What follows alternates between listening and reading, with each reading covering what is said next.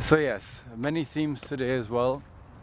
I think the most important thing for me right now is to be taken seriously with everything that I go through.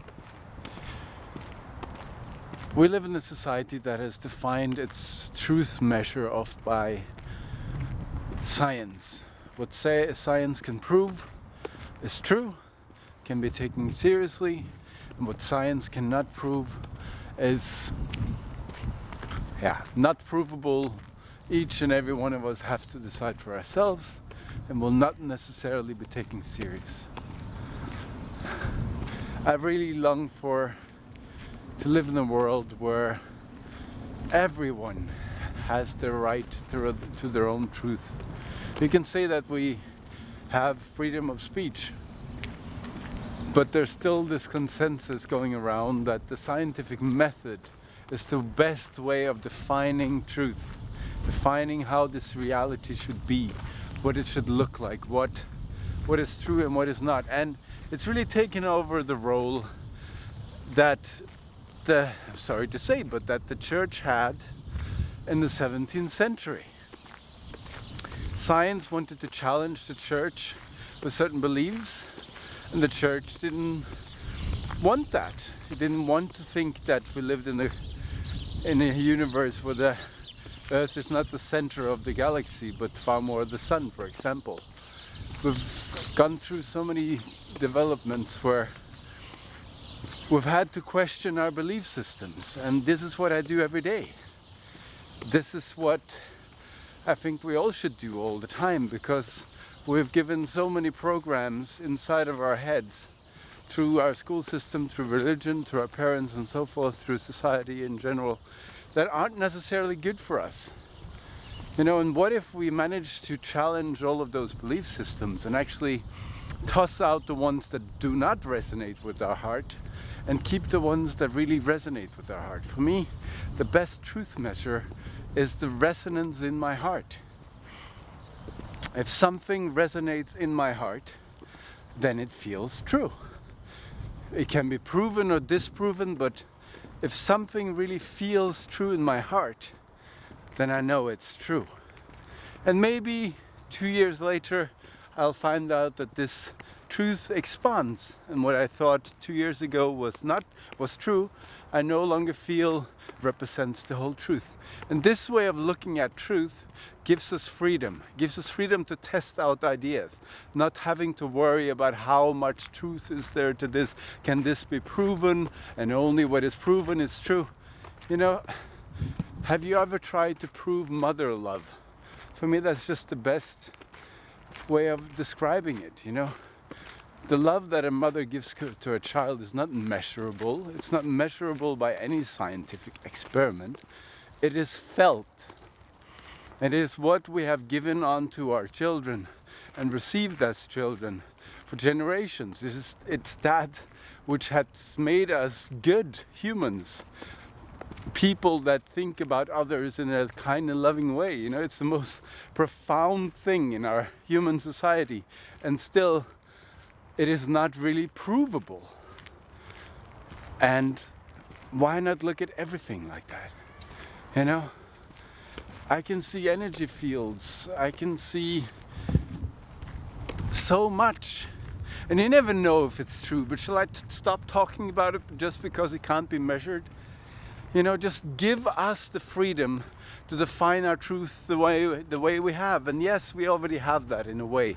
You can define your truth the way you are, but you will not get recognition unless it is scientifically proven by others, until your experiment can be validated by others. Only then it has some kind of measure. I think the most important scientific experiment is the one you do with your own emotions, with your own thoughts, with your own body every day. I look at this human body as the best possible way to make experiments with. It is the perfect body for experiments. I can introduce a thought like, I hate myself, and at the same time I get a resonance. Is this true or not? Maybe one part of me feels it's true, another part not. And then I know the truth inside of me.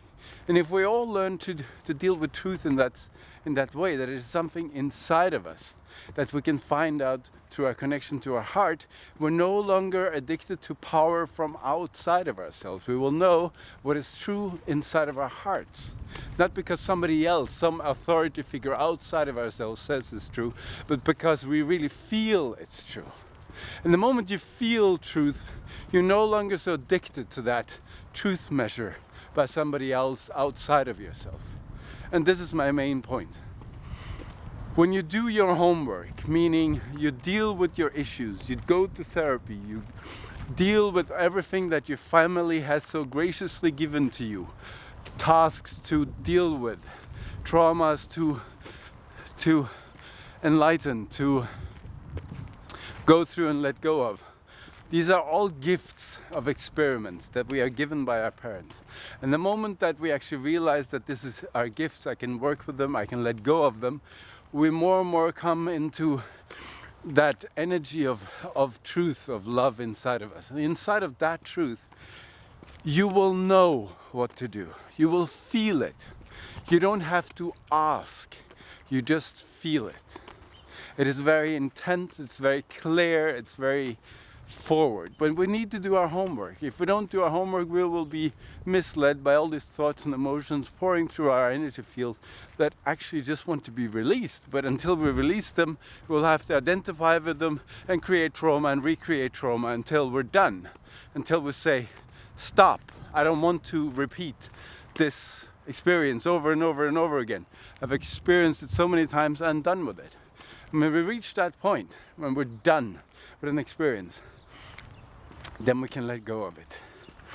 So yes, I ask you to let me be with my claims of talking to trees, talking to elves, talking to extraterrestrials, talking to my body, talking to the earth, talking to the universe.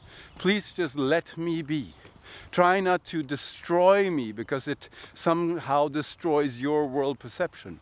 Can I allow your world perception to exist next to my world perception?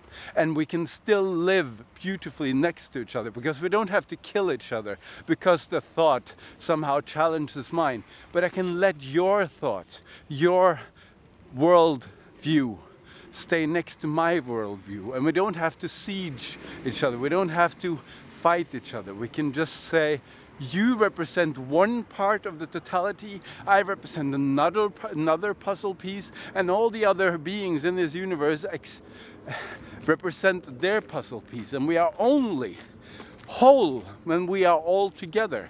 Where all puzzle pieces of all the beings in this universe are together. That the truth of all of those beings together will only be the whole truth and nothing but the truth, so help me God. You know? So if we manage to let ourselves be with our crazy truth and other people be with the crazy truth, you will be amazed how many crazy truths there are around you.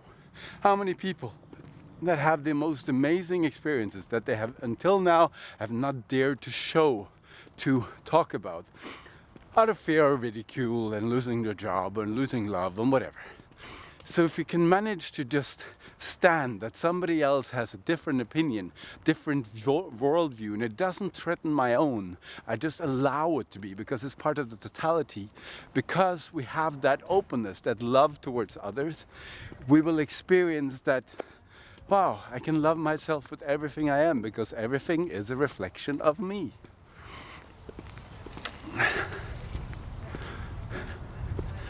I like this.